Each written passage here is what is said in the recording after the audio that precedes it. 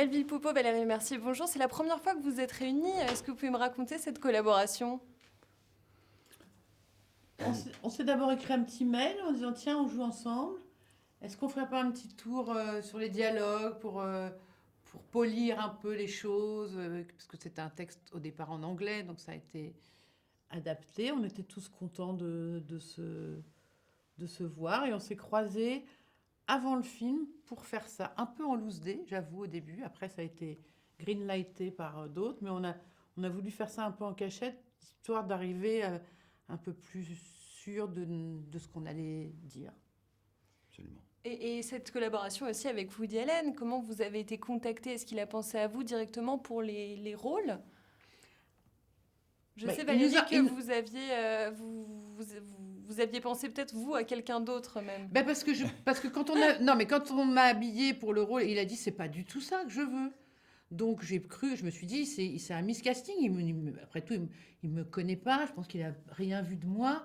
Il a vu deux trois trucs. Il a dit isn't she too funny? Donc je pense que c'était bizarre et donc je me suis dit il s'est trompé. Tant pis, je voudrais qu'il fasse un film avec la personne adaptée.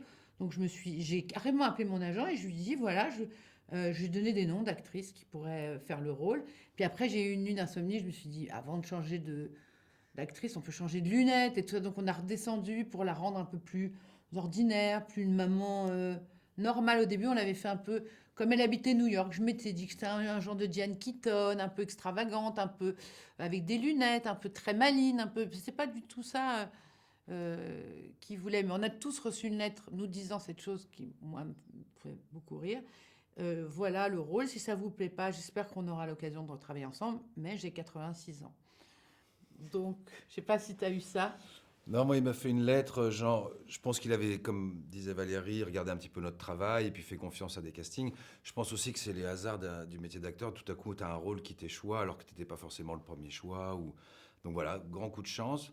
Et les premières lettres, la seule lettre qu'il m'a écrite d'ailleurs, c'était pour dire voilà, c'est un rôle très séducteur, très séduisant, et en même temps trouble, intense, mais je veux qu'il soit drôle. Enfin, et puis à la fin, il disait genre, mais je serai là pour vous aider. Et je me dis, ok, si Woody Allen me dirige et décide que il va m'aider à faire le rôle, je peux que lui faire confiance. Et Mais effectivement, c'est vrai que c'est un. Enfin, parce que lui, il a un très grand rôle. C'est un peu son. Oui, c'est quand même un peu ton histoire. Un peu. oui, Fanny, Voilà, vous ma deux. femme, Voilà, c'est mais. comme un peu choral, il y a quatre Oui, rôles très certes. importants. Mais c'est rare, je trouve, de faire un personnage aussi premier degré et en même temps qui est drôle.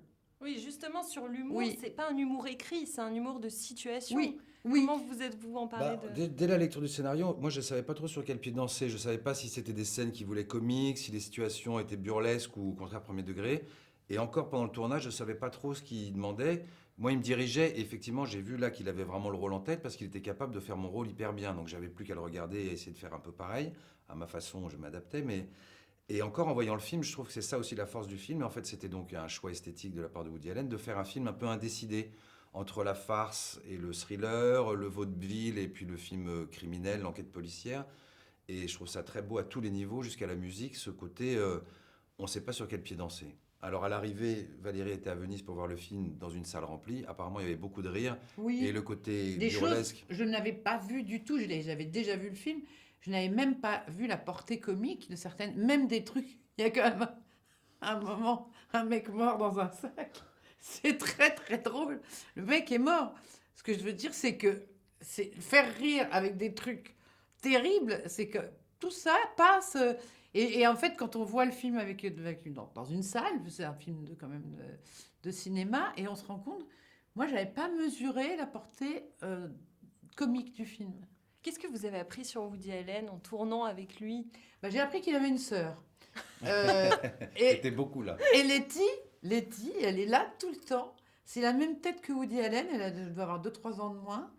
Mais c'est tellement drôle de voir cette famille, de voir lui et sa sœur, ses filles qui étaient sur le plateau avec nous. Mais c'était Son- facile, il vous dirigeait, il était Oui, on là. nous a annoncé dans ce même hôtel il y a à peu près un an, on s'est retrouvés tous les quatre, un peu en randonnion, avec lui devant nous. Ça a dû durer 6 minutes maximum, en nous disant je vais jamais vous diriger, vous vous débrouillez avec votre texte, avec votre costume, avec. Voilà.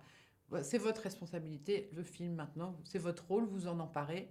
Et contre toute attente, et selon les gens qui ont fait plusieurs films avec lui, en fait, ça fait longtemps qu'il n'a pas dirigé. Il nous a en fait beaucoup parlé, rectifié des choses. C'était très précieux d'avoir...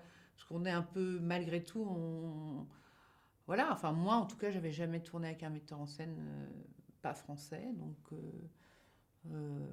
c'était très utile d'avoir ces directions. Et puis j'ai senti aussi qu'il prenait beaucoup de plaisir à réaliser le film. On nous avait dit qu'il était un peu taciturne derrière son combo, qu'il finissait en avance et qu'il rentrait chez lui. Alors que là, je l'ai senti très motivé, porté aussi par une équipe française, italienne, belge, qui était très contente de participer au film de Woody Allen. Donc tout le monde était derrière et tout le monde avait vraiment envie de faire le meilleur film possible. Et lui, ça l'a motivé. J'ai senti un mec qui, au cours du tournage, se redressait, reprenait du poil de la bête et en fait était en pleine forme, en pleine santé.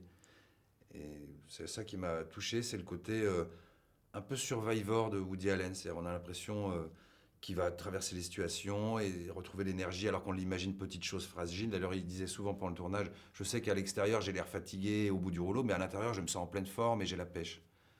Melville, vous voilà à nouveau en train de jouer un rôle de pervers narcissique. Ouais, là ça va même plus loin, c'est carrément un tueur un peu mafieux, mais avec un côté burlesque. C'est vrai que j'ai enchaîné 2 rôles avant où je faisais vraiment le mari terrible. Là, tu parles de L'amour et les forêts, et c'était quoi l'autre? Dans Jeanne du Barry, je fais le premier mari où je suis vraiment pas cool. Bon, après, c'est des rôles qui m'ont toujours intéressé, le côté sombre. Avant, j'avais fait 2 rôles où j'étais un amoureux un peu idéal, idéalisé, ça c'était bien aussi, mais j'aime bien alterner en fait. Et là, la chance que j'avais, c'est que dans le même film, j'étais à la fois ce tueur un peu froid, sûr de lui, comme ça, un peu odieux en fait, un peu monstrueux même. Et en même temps, j'avais l'occasion de tomber dans un rôle plus burlesque, comme un grand enfant écorché, notamment quand je suis avec ma belle-mère. On s'aime beaucoup tous les deux jusqu'à ce que ça dégénère, mais donc l'occasion de retomber un peu en enfance, ce qui donnait une couleur un peu plus attachante à mon personnage. C'est quand la dernière fois que vous avez eu un coup de chance? Bah, moi, ce film, c'était un grand coup de chance. Pour le fait de travailler avec Woody, avec Valérie, avec Nils, et puis avec Lou Delage, qui a le rôle principal, et de rencontrer Vittorio Storaro, qui est quand même un maître de la photographie, qui a fait les plus grands chefs-d'œuvre du cinéma, pas que italien, parce qu'Apocalypse Now, ce genre de truc. Et puis d'être dirigé par Woody, qui est un grand metteur en scène et un grand acteur. Donc quand il vient vous donner une indication et qu'il joue votre rôle, vous vous dites waouh, j'assiste à une performance de Woody Allen. Donc c'est l'impression de rentrer aussi un peu dans le panthéon du cinéma, quoi. Et vous, Valérie? Mon dernier coup de chance, merde, je suis désolée. C'est là, c'est de la radio, vous pouvez couper. Ouais, ça fait du bien les silences à la Ouais. Non.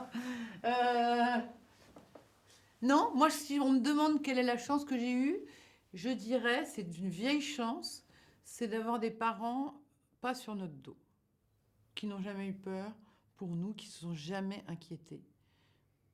Alors peut-être inconscient, peut-être, mais je pense que de trop s'occuper des enfants les rend trouillards. Donc la chance, c'est que peut-être c'est des vieux trucs où on était nombreux, beaucoup d'enfants, machin, je sais pas, mais de pas avoir des parents sur le dos et même, je dirais, de pas prendre ses repas avec ses parents et tout ça, une chance. Alors c'est une vieille chance, ça fait longtemps, mais ça, je le réalise maintenant quand je vois des parents avec des enfants et de l'inquiétude qu'ils ont et de tout le temps des activités permanentes et tout ça, de nous laisser vivre notre vie. On n'est pas les mêmes, on n'a pas besoin d'avoir la vie de ses parents. Ce coup de chance, il arrive à la fin du film. Quand vous avez lu le scénario, quelle a été votre réaction? Oh, des coups de chance, il y en a plusieurs, parce que Alain, le personnage que joue Nils Schneider, rencontre l'amour de jeunesse joué par Lou, c'est un coup de chance. Il y en a plusieurs. C'est vraiment un film sous son apparence vaudevillesque, un peu comme une farce. C'est presque un petit traité philosophique, effectivement, qui parle du hasard, de la chance, du destin, du karma, et puis de ce qui est caché, puis qui finalement remonte à la surface, comme certains cadavres de l'histoire. Enfin, c'est la beauté du film, et qui résume un peu, je trouve, toute la dernière période de Woody Allen, en tout cas, ce côté tragicomique. Qu'on qui trouvait dans maîtrise très bien. Matchpoint d'ailleurs. Absolument. Mais Matchpoint, il y avait moins d'humour que là, il y a d'humour. Donc là, il y a vraiment un équilibre. On est à la fois attentif à l'histoire, on mène l'enquête avec le personnage de Valérie, on s'attache au personnage, on a peur, et puis en même temps, on rigole. Et en même temps, à la fin, vous parlez de coup de chance, mais... Ça dépend dépend pour pour qui. Voilà, c'est ça. Mais jusqu'au dernier moment, on assiste à un truc assez original, je trouve. Ouais.